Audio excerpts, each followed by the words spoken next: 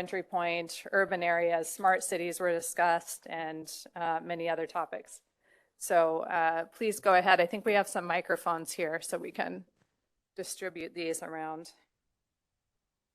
Please.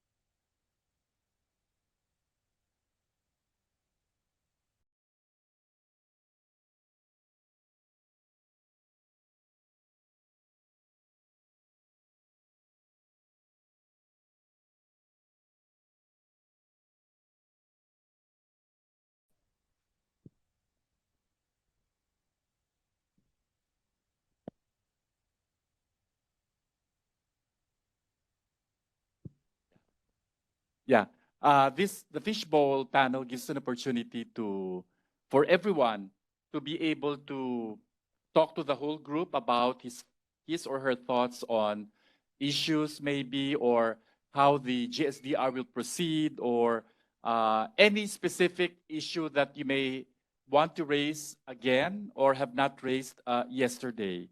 And you can also go to possible actions that can be taken to address this. I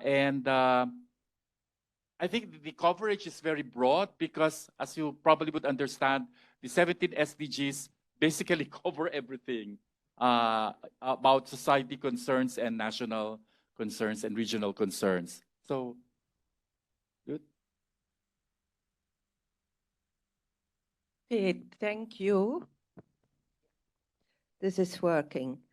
So yes, it says, you know, in the agenda, the fishbowl is about a discussion on what was missing from the working groups. I think we had very good discussions in the 3 working groups, and they were looking at solutions, actions, what needs to happen to deal with the many problems that we are facing, whether it's in the 3 dimensions, the social, the economic, whether it's poverty, whether it's environment, etc. And I would like to go back to 1992, where we had the Rio Declaration on Environment and Development. And one of the principles, Principle 15, states where there are threats of serious or irreversible damage, lack of full scientific certainty shall not be used as a reason for postponing cost-effective measures to prevent environmental degradation. And so definitions of the precautionary principle can be found in many MEAs. You even find it in the Maastricht Treaty about the EU. But you also find it, for example, in domestic laws, for example, in the US and in Europe. And so there's 2 ways to look at it. You can't use lack of full scientific certainty as an argument to say, well, it's not time to do anything yet. Or you can be maybe a bit more prescriptive and say, well, we should do more about understanding what the problems are. And so lack of full scientific certainty shall not be used as a reason for postponing any action. So the idea then is that if an activity raises a threat to the environment, whether it's on human health, even if the cause and effect relationships are not fully established scientifically, precautionary measures should be taken. And now I want, you know, to just give you one personal experience. last summer when I came home in Belgium, I was looking through my mail and I found a flyer, and the flyer said, well, we advise you from the municipality, we advise you not to eat vegetables or eat eggs of your chickens because of PFAS. You know these forever chemicals. And that's because like 30 years ago, there was a big fire in a small factory in the neighborhood. And to eliminate the fire, they used extinguishers, and that caused this PFAS, which after 30 years now, I can't eat vegetables from my garden. Now, if we look at, for example, pharmaceuticals, you may all remember what happened with this medication in the 50s. I think it was Talit, something like that, which caused severe deformation in babies. Yeah, thalidomide. So, and based on that, a very rigorous system is now in place for pharmaceuticals. We're all aware of it because of COVID and the time it took and the procedures all these vaccines had to go through before they could be put on the market. And so my question is, many of the problems look at ozone depleting substances. We have climate change, we have pesticides, etc. Many chemicals come on the market and there is no procedure to really look at the risk they pose.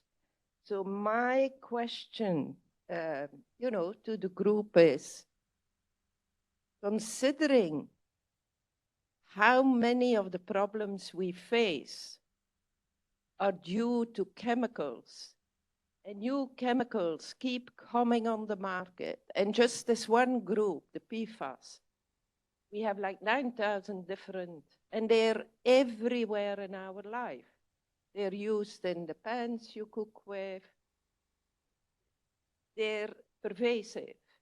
And almost everyone now has traces of PFAS in their blood. And so the question is, yes, we are all working together and we are all discussing how are we going to solve these problems. But maybe we also need to think about the precautionary principle and say, what do we do? What do we need to know so we can prevent it, the problem from happening to begin with? And so that's the question and the discussion I would like to throw into the group. Thank you very much. So if you can now start the panel, discussions, maybe one of you can start. Yes, good morning. I actually want to add, I wanted to add something on the energy discussion, because the threat we're seeing now in the world is we talk a lot on how are we going to decarbonize the energy sector. And then we look at the energy sector. So the energy sector is supposed to be the power, electricity sector, buildings, transports, a lot of these things, but we only look at power. And when we look in electricity, we only think about generation. So we're going to add renewable energy. Does this mean we're decarbonizing the energy sector? No, it's not, because if we look into so many governments and companies around the world are doing, are adding some bits and pieces of renewable energy here and there, and then we don't work on the grid, so the grid cannot actually take this capacity. And then we go and say, oh, well, we don't have enough grid to add renewable energy, so we're going to stop here. Or we're focusing so much on wording and targets, so we're going to add 20% renewable energy, for example. And then we engage in whether this renewable energy should be part of the capacity. If it's installed capacity, then it's maybe only 12% of power generation. Or we focus that we need to reach this by 2030, and then we're done. We have this target, we reached it, we don't need to do anything anymore. And then what's happening now with the world and all these energy crunches is that we've shifted the conversation into thinking that energy security is only about oil and gas. And it's either energy transition and decarbonizing the energy sector, or we're focusing on energy security. So there's a link somewhere that's now missing in the conversation, that renewable energy can achieve energy security, that it needs a lot of also storage. We need to work on the grid. We need to work on e-mobility and all of these things that has gone in the word missing in the conversation. And I wanted to add this as part of the discussion. Very good. Thank you. Thank you. Yeah, that's what I was about. First of all, this is this is Faisal Al Fadl from Saudi Green Building Forum from Riyadh, Saudi Arabia. Very happy to be with you guys. I've been very engaged and enlightened by all the experts, and thank you so much for all the presentations. And for everybody to be here today, it's very obvious that we all have one thing in common, that how can we get 2030 out of the way? But really, like you mentioned, and some of the colleagues mentioned, that it's not the target by itself. I mean, it's actually the process of how we get there. It's actually the target itself. And when we talk about SDGs, we're talking about the principal SDGs, and each country and each actually individual can apply the SDG to themselves as well. I mean, it could really go beyond that as well. But I'd like to bridge the comment that you brought about the health, and also bridge the energy with the concept of green building. Green building, it's actually it's the end product. It's the daily product. I mean, we live in today, we are inside a building. 90% of our time inside a building. Do we care enough for the climate change to solve the problem outside the building or inside the building?